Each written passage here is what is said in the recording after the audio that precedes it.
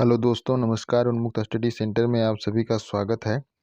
आज हम लोग जीएस का प्रैक्टिस सेट नंबर 38 सॉल्व करेंगे, जो आपके आगामी परीक्षा के लिए बहुत महत्वपूर्ण होगा। आइए हम देखते हैं अपना पहला प्रश्न। पहले प्रश्न में पहला हमारा प्रश्न है, निम्न प्रकार के वृक्षों में सामाजिक वानिकी हेतु किसके रोपण को प्रोत्साहित किया गया है? तो इसमें इसका सही उत्तर डी होगा, बहुउपयोगी वृक्षों को प्रोत्साहित किया गया है। अगला हमारा प्रश्न है, हृदय कब विश्राम करता है? तो इसमें सही उत्तर होगा उपर्युक्त में से कोई नहीं। हृदय जो है दो धड़कनों के बीच आराम करता है, जो कि इसमें ऑप्शन में नहीं है, तो इसलिए इसका सही उत्तर होगा उपर्युक्त में से कोई नहीं। अगला हमारा प्रश्न है, निम्नलिखित में कौन सा पक्षी 300 किलोमीटर प्रति घंटा की रफ्तार से हवा में गोता लगा सकता है? तो इसका सही उत्तर हो जाएगा डी, पेरीग्रीन फाल्कन। आगे बढ़ते हैं। अगला हमारा प्रश्न है, निम्नलिखित में मीन कौन सी है? तो इसका सही उत्तर हो जाएगा आपका बी, फ्लाइंग फिश जो है ये मीन है। यह समुद्री मछली का एक प्रकार है। यह मछली पानी से हवा में उड़ सकती है, ठीक है। और ये मछली उष्णकटिबंधीय और उप उष्ण कटिबंधीय महासागरों में रहती है। आगे बढ़ते हैं। अगला हमारा प्रश्न है, दिन के प्रकाश में हरित पर्णों का क्लोरोफिल सार जिस वर्ण में प्रदीप्त होता है वह है लाल रंग। इसका सही उत्तर ए हो जाएगा, लाल। अगला हमारा प्रश्न है, दांत कर्बूरित हो जाते हैं जब पेयजल में प्रचुर मात्रा में रहती है या रहता है? तो इसका सही उत्तर आपका हो जाएगा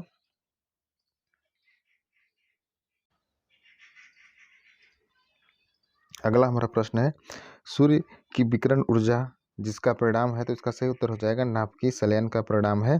अगला हमारा प्रश्न है, जहां विज्ञान एवं पर्यावरण केंद्र स्थित है वह नगर? तो इसका सही उत्तर हो जाएगा नई दिल्ली में वह स्थित है।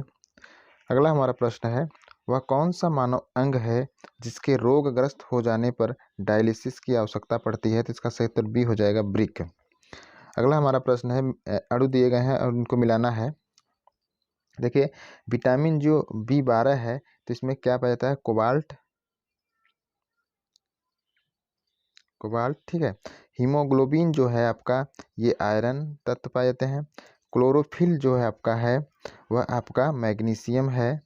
और चाल्कोपाइराइट जो है आपका ये कॉपर का अयस्क है। तो इस तरह इसका सही उत्तर हो जाएगा ए।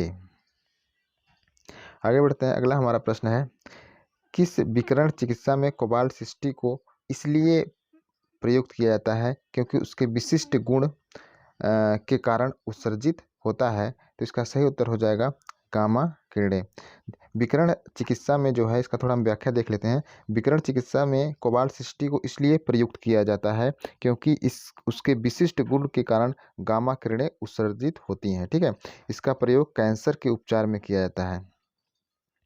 आगे बढ़ते हैं। अगला हमारा प्रश्न है, निम्नलिखित देशों में किसकी सीमा अफगानिस्तान से नहीं मिलती है? तो इसका सही उत्तर हो जाएगा रूस की जो सीमा है वह अफगानिस्तान से नहीं मिलती है। रूस की सीमा अफगानिस्तान से नहीं मिलती है। अफगानिस्तान एक स्थलबद्ध देश है, यानी ये समुद्र को नहीं छूता है। इसकी सीमा 6 देशों से मिलती हैं, Iran, Pakistan, Tajikistan, Uzbekistan, Turkmenistan और चीन से, ठीक है। आगे बढ़ते हैं। अगला हमारा प्रश्न है, विश्व की सबसे गहरी झील कौन सी है? तो ये इसका सही उत्तर हो जाएगा आपका बैकाल झील जो है सबसे गहरी झील है। यह झील रूस के साइबेरिया क्षेत्र में अवस्थित है, ठीक है। आपका टीटीकाका जो झील है यह विश्व की सबसे अधिक ऊंचाई पर स्थित नौकागम्य झील है। यह दक्षिण अमेरिका में चिली एवं अर्जेंटीना की सीमा पर स्थित है, ठीक है। जो टीटीकाका झील है आपका वह विश्व में सबसे अधिक ऊंचाई पर नौकागम्य झील है। यह दक्षिण अमेरिका में चिली एवं अर्जेंटीना की सीमा पर स्थित है। और आपकी जो विक्टोरिया झील है यह अफ्रीका महाद्वीप की सबसे बड़ी झील है। ये यहीं से नील नदी निकलती है, विक्टोरिया झील से। और यह आपका मृत सागर जो झील है इजराइल और जॉर्डन के बीच स्थित है। और यह विश्व का दूसरा सबसे अधिक लवणता वाला सागर है। आगे बढ़ते हैं। अगला हमारा प्रश्न है, निम्नांकित अफ्रीकी देशों की दक्षिण से उत्तर की ओर सही स्थित का क्रम क्या है? तो देखिए, अफ्रीकी देश हैं, दक्षिण से उत्तर की ओर इनका सही क्रम हमको बताना है। तो इसमें अफ्रीका जो देशों में इसमें दक्षिण से उत्तर की ओर सही क्रम होगा। सबसे पहले आपका दक्षिण अफ्रीका होगा बी, और उसके बाद आपका होगा तंजानिया, उसके बाद आपका नाइजीरिया होगा, उसके बाद आपका अल्जीरिया होगा। तो इसका सही उत्तर हो जाएगा BCAD ए। ठीक है, आगे बढ़ते हैं। अगला हमारा प्रश्न है, निम्नलिखित में कौन सा युग्म सुमेलित नहीं है। इसमें हमको बताना है कौन सा युग्म सुमेलित नहीं है। इसमें देखिए खासी जनजाति जो है सी, जो है खासी जनजाति सिक्किम, सिक्किम में खासी जनजाति नहीं पाई जाती है। भील राजस्थान पैदा, संथाल झारखंड में, टोडा तमिलनाडु में, ये सही है। और खासी जनजाति जो है आपका ये मेघालय में की जनजाति है। ठीक है, और सिक्किम में जो जनजाति पाई जाती है लेप्चा जनजाति पाई जाती है। आगे बढ़ते हैं। अगला है हमारा प्रश्न है, भारत में सर्वाधिक अभ्रक उत्पादक राज्य कौन सा है। तो इसका सही उत्तर हो जाएगा, देखिए प्रश्नानुसार जो होगा इसका सही उत्तर राजस्थान होगा, लेकिन सबसे अधिक जो अभ्रक उत्पादक राज्य है आंध्र प्रदेश है, दूसरे स्थान पे राजस्थान है। ठीक है, अगला हमारा प्रश्न है, जिन राज्यों से होकर गोदावरी नदी बहती है वे हैं। तो इसमें हमको बताना है गोदावरी नदी किससे होकर बहती है। इसका सही उत्तर होगा बी, महाराष्ट्र, उड़ीसा और आंध्र प्रदेश। महाराष्ट्र, उड़ीसा और आंध्र प्रदेश से होकर गोदावरी नदी आपकी बहती है। अगला हमारा प्रश्न है, माता टीला बांध किस राज्य में अवस्थित है। तो इसका सही उत्तर हो जाएगा मध्य उत्तर प्रदेश में। ठीक है, माता टीला जो बांध है उत्तर प्रदेश में बेतवा नदी पे है। ठीक है, बेतवा नदी पे है, बेतवा नदी पे बना हुआ है। आगे बढ़ते हैं। अगला हमारा प्रश्न है, कार्बेट राष्ट्रीय उद्यान का निकटतम रेल स्टेशन कौन सा है। कार्बेट राष्ट्रीय उद्यान का निकटतम रेल स्टेशन कौन सा है। तो इसका सही उत्तर हो जाएगा रामनगर। ठीक है, रामनगर जो है इसका सबसे निकटतम रेलवे स्टेशन है। अगला हमारा प्रश्न है, निम्नांकित पत्रों में कौन भारत के लौह अयस्क का सर्वाधिक निर्यात करता है। तो इसका सही उत्तर हो जाएगा मार्मुगोआ जो है वह लौह अयस्क का सर्वाधिक निर्यात करता है। ठीक है, आगे बढ़ते हैं। अगला हमारा प्रश्न है, निम्नलिखित राज्यों में किसकी सीमा बांग्लादेश से नहीं मिलती। ठीक है, तो इसका सही उत्तर हो जाएगा मणिपुर। मणिपुर की सीमा जो है बांग्लादेश से नहीं मिलती है, और बांग्लादेश से सीमा पश्चिम बंगाल की मिलती है, असम, मेघालय, त्रिपुरा और मिजोरम से मिलती है। ठीक है, आगे बढ़ते हैं। अगला हमारा प्रश्न है, निम्नलिखित उर्वरक कारखानों में कौन इफ्को द्वारा संचालित नहीं होता। कौन इफ्को द्वारा संचालित नहीं होता। तो इसका सही उत्तर हो जाएगा सिंदरी जो है, सिंदरी जो है उर्वरक कारखाना इफ्को द्वारा संचालित नहीं होता है। यह fertilizer corporation of India limited से संबंधित है। ये एशिया का सबसे बड़ा उर्वरक संयंत्र है। आगे बढ़ते अगला हमारा प्रश्न है, हड़प्पा संस्कृति की उत्तरी सीमा का निर्धारण करता है। तो इसका सही उत्तर हो जाएगा आपका मांडा जो है, मांडा जो है हड़प्पा संस्कृति की उत्तरी सीमा का निर्धारण करता है। और अब जान लीजिए कि मांडा जो आपका जम्मू कश्मीर में स्थित है, जबकि पूर्वी सीमा इसका आलमगीरपुर जो उत्तर प्रदेश में है, और दक्षिणी सीमा इसका दायमाबाद महाराष्ट्र, और पश्चिमी सीमा इसका सुतकांगेंडोर जो पाकिस्तान में स्थित है। ठीक है, और जिसमें देख लीजिए राखी गढ़ी आपका हिसार हरियाणा में है, रोपड़ आपका पंजाब में है, और हड़प्पा आपका मांटेगोमरी पाकिस्तान में स्थित है।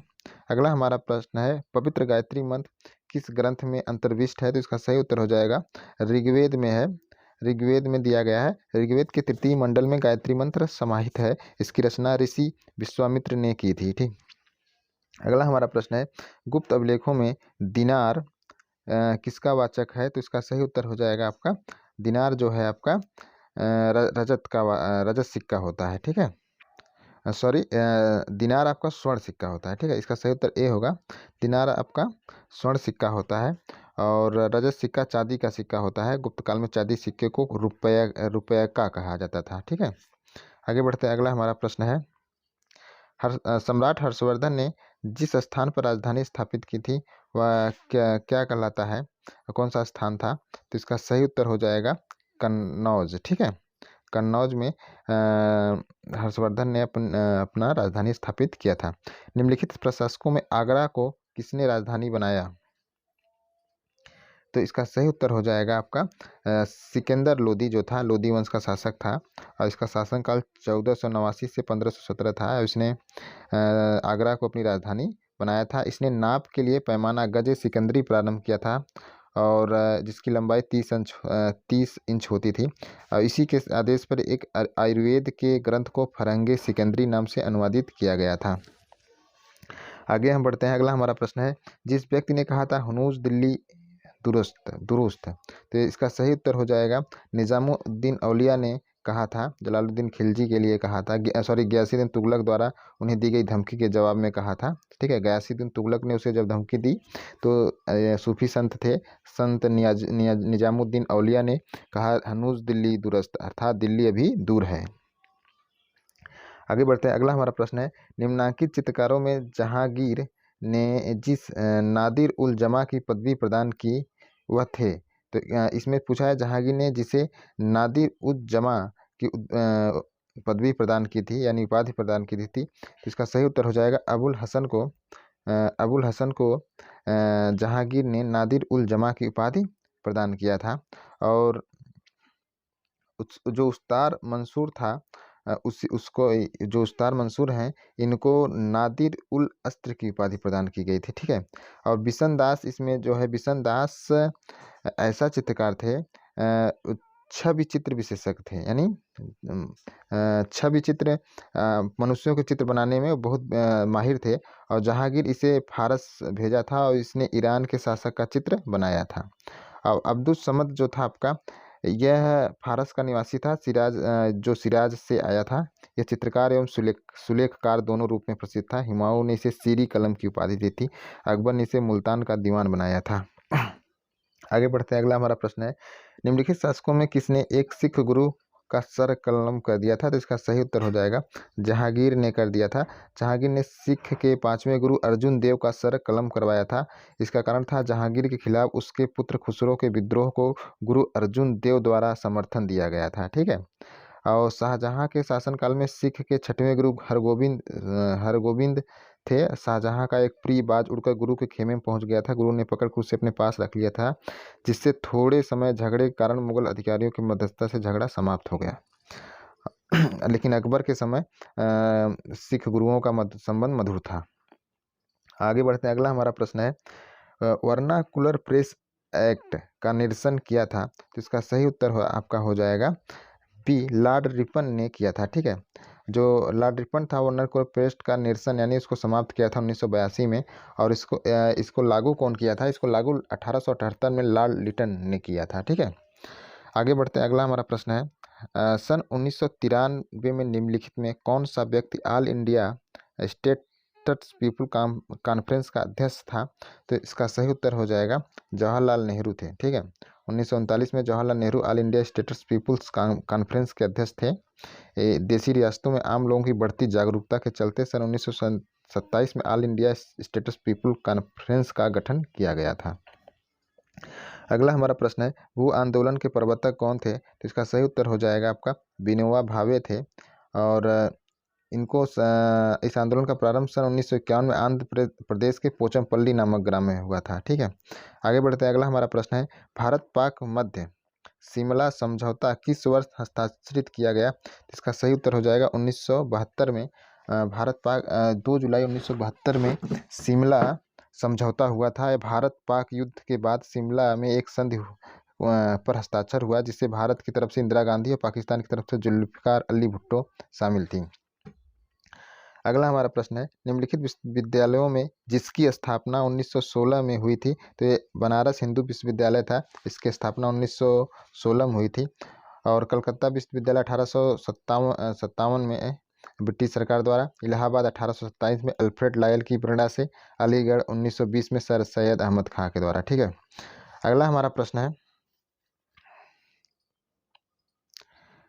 1814-17 की अवधि में जिस क्षेत्र के तालुकदारों ने अंग्रेजी शासन के विरुद्ध विद्रोह किया था वह था। तो इसका सही उत्तर हो जाएगा आपका अलीगढ़।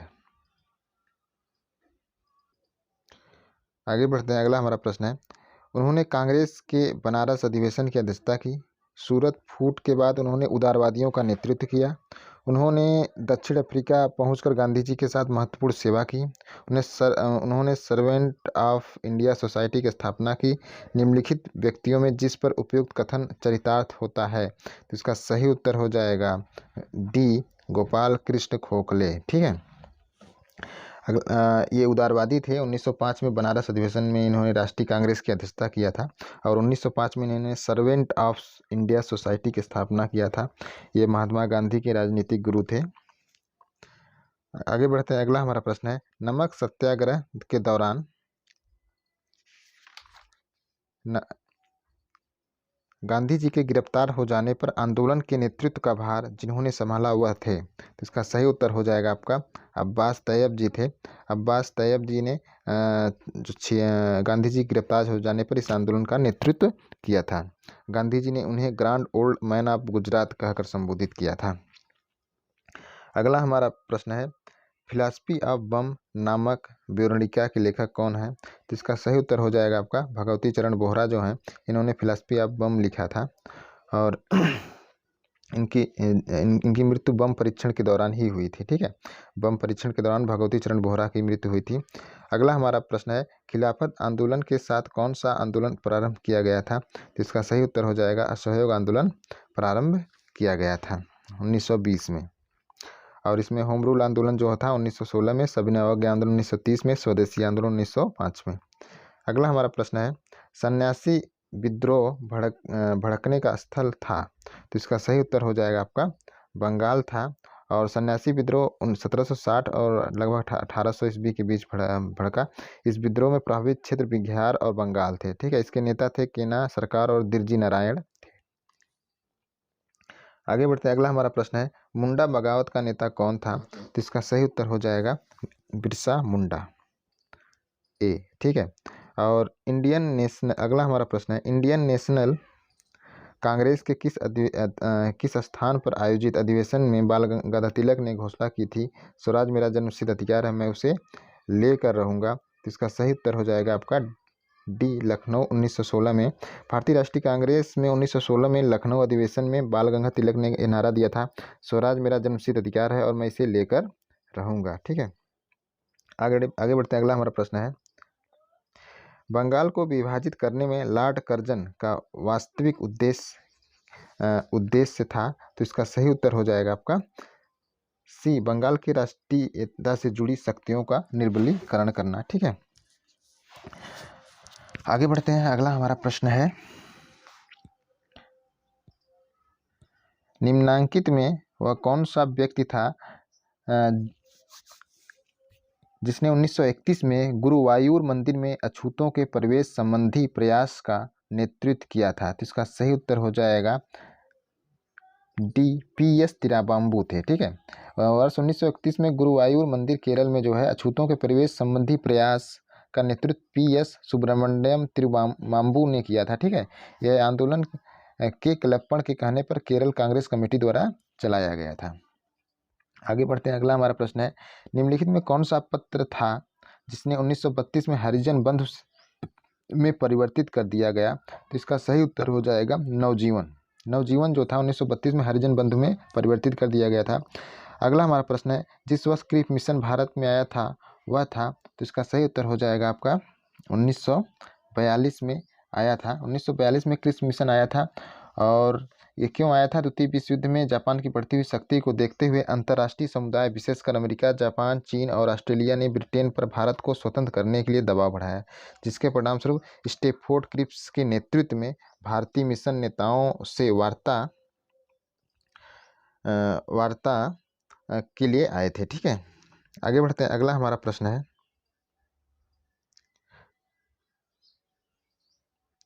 वह कौन सा वर्ष था जब इंडियन नेशनल कांग्रेस ने पूर्ण स्वाधीनता को अपना लक्ष्य अंगीकृत किया था, तो इसका सही उत्तर हो जाएगा 1929 में जो आपका लाहौर में कांग्रेस का वार्षिक अधिवेशन हुआ था, उसी में इन्होंने पूर्ण स्वाधीनता घोषित किया था। इसकी अध्यक्षता जो था, इस अधिवेशन की अध्यक्षता पंडित जवाहरलाल नेहरू ने किया था।